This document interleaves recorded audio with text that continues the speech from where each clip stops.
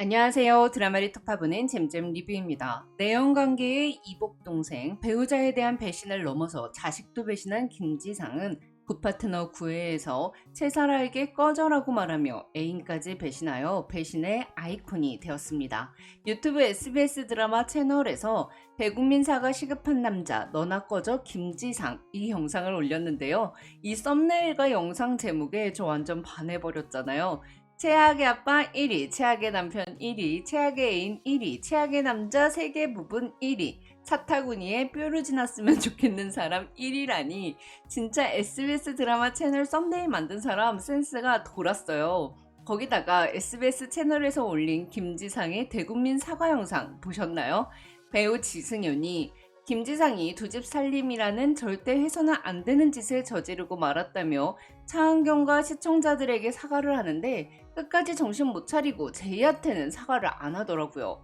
부파트너 구애에서 채사라 김지상의 관계는 완전히 파국에 이르렀습니다.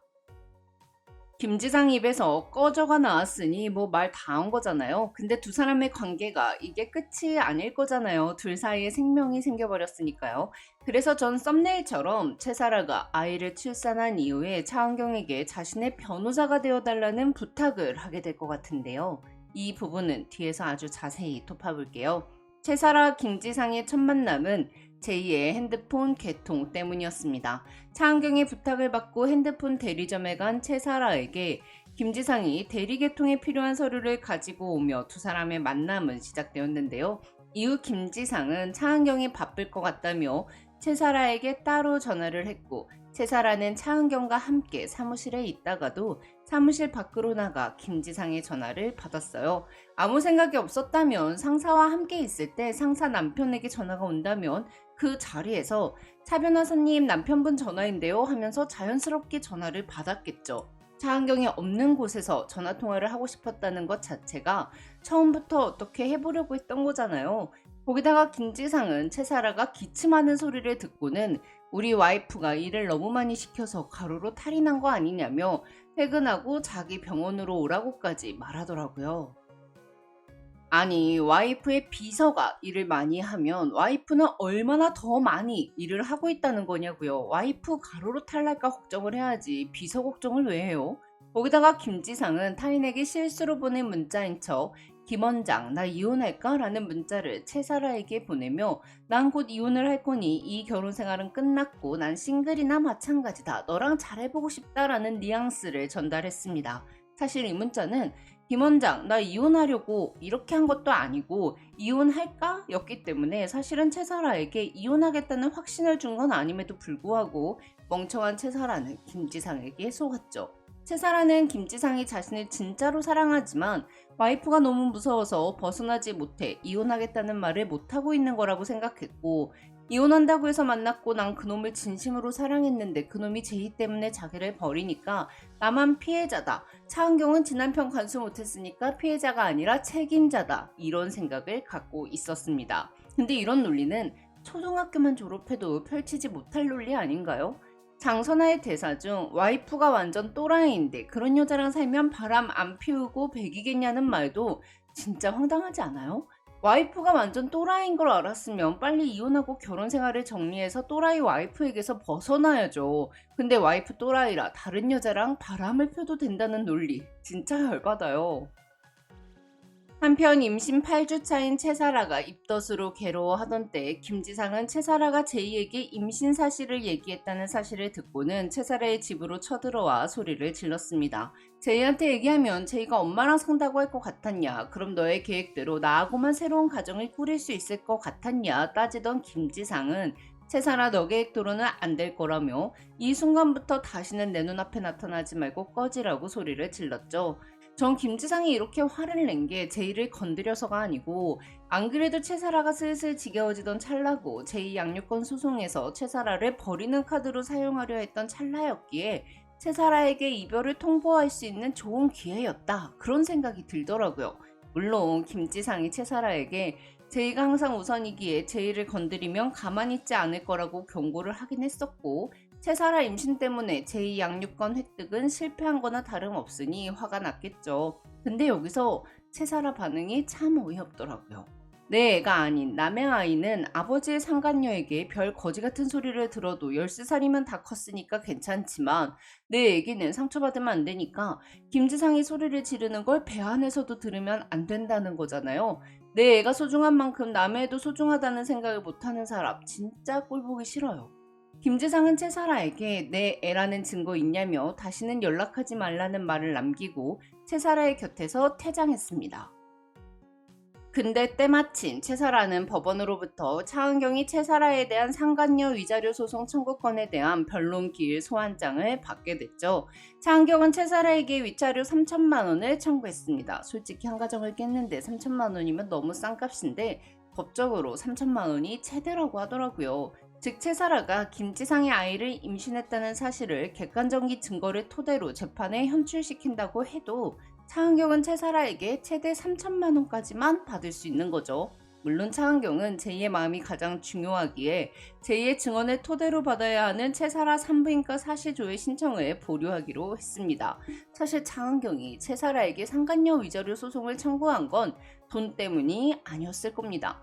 차은경에게 3천만 원이 절대 큰 돈이 아닐 테니까요. 수억을 받는데도 그 마음이 위로되지 않을 것도 확실하고요.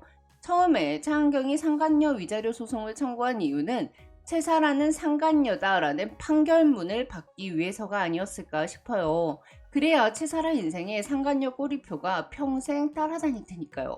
근데 사실 채사라가 김지상과 결혼을 했다면 그 상간녀 판결문도 아무 소용 없었을 거예요. 근데 김지상과 헤어지고 혼자 아이를 키워야 하는 입장이니 아이가 있는 상간녀인 여자와 재혼을 하려는 남자는 없다고 봐야겠죠. 그렇게 채사라가 받게 된 벌은 자신의 아이에게 떳떳하지 못한 엄마가 되는 것, 홀로 아이를 키워야 하는 것, 아이의 아빠가 아이의 존재를 부정하는 것이겠죠. 한편 구파트너 구회에서 채사라는 앞으로 애랑 잘 살아가기 위해 꼭 사과하고 싶었다며 무릎을 꿇었습니다. 뱃속의 아이에게 엄마 자격이라도 얻고 싶으면 가짜 말고 진짜 사과를 하라고 했던 한유리의 말이 채사라의 마음을 갑자기 움직이게 한 걸까요? 사실 그동안 채사라의 행동으로 봐서는 이 사과가 거짓일 확률이 높아 보여요. 특히 내 아이 지키려고 남의 아이에게 상처 주는 사람이 엄마의 자격 때문에 안 하던 반성을 갑자기 하고 은경에게 사과를 할 것 같진 않더라고요. 근데 또 김지성이 저렇게 나오니 자신이 사랑이라고 믿었던 게 그저 한 남자의 욕정을 풀어주는 것, 그 이상도 이하도 아니었다는 걸 알게 됨으로써 과거가 후회될 순 있겠죠. 저는 안 그랬으면 좋겠는데 몇 년 후에 차은경이 채사라의 법정 대리인이 될 것 같습니다. 이게 무슨 말이냐면 김지상이 채사라의 아이를 책임지지 않겠다는 뜻을 밝힌 가운데 채사라는 아이를 홀로 낳은 후 떨어진 평판 때문에 재취업도 안 돼서 아이를 키울 돈이 없어지자 아이 친부인 김지상에게 양육비를 청구하기 위해 채사라를 찾아올 것 같다는 말입니다. 제가 왜 이 생각을 하게 됐냐면 고파트너는 16부작인데 10회와 11회에서 김지상과 차은경 제2의 문제는 거의 일단락이 될 것 같거든요. 해당 내용은 이 영상을 참고해주세요. 그럼 남은 뒤의 회차에서는 잘못된 선택으로 아이를 갖게 되고 그 아이를 홀로 책임지는 죗값을 받는 또 다른 엄마 채사라에 대한 이야기가 나올 거란 말이죠. 또 그렇게 생각한 두 번째 이유는 구파트너는 이혼 전문 변호사인 최유나님의 이혼 웹툰 메리지 레드를 원작으로 하고 있어서 메리지 레드에서 다뤘던 파경 소재들이 구파트너에 등장하고 있거든요. 근데 웹툰 내용 중에 유부남의 혼외자를 낳게 된 여자가 양육비 청구 소송을 하는 에피소드가 있어요. 물론 채사라하고는 조금 다른 경우에요. 어떤 내용이냐면 결혼 전 임신을 하게 된 의뢰인이 만난 지 3개월째 된 남자에게 임신 사실을 알렸습니다. 그런데 남자는 사실 아내가 있는 유부남이었죠. 남자는 아이가 태어나기 전에 이혼하고 오겠다고 했지만 약속을 지키지 않았고 의뢰인은 홀로 아이를 낳아 키웠습니다. 이후 남자는 우리 애들도 학비가 많이 들어가서 어렵다며 양육비를 단 한 번도 주지 않았고 그렇게 10년이 흐르는 동안 아이는 생물학적 아빠를 본 적이 없었죠. 여자는 친정엄마에게 아이를 맡겨놓고 안 해본 일 없이 살았습니다. 결국 의뢰인은 인지청구를 해서 그 남자를 아빠로 가족관계 등록부를 정정하고 법원에 10년치 과거 양육비와 10년치 장래 양육비를 청구합니다. 그렇게 10년 만에 아이는 아빠가 생겼고 서류뿐인 아빠지만 학원비라도 받을 수 있게 되었습니다. 이 사례는 여자가 상대 남자가 유부남이었다는 걸 몰랐던 경우라 채사라하고는 조금 다른 경우지만, 전 채사라가 최고의 변호사인 차은경을 찾아와 김지상에게 양육비를 청구할 수 있게 해달라고 의뢰를 할 것 같은데, 여러분 생각은 어떠신가요? 뭐 채사라 뻔뻔한 거야, 뭐 이루 말할 수 없는 거니까 가능할 것 같지 않으세요? 그럼 저는 채사라가 사과를 한 진짜 이유에 대한 영상으로 빠르게 돌아올게요. 지금까지 잼잼 리뷰였습니다. 감사합니다.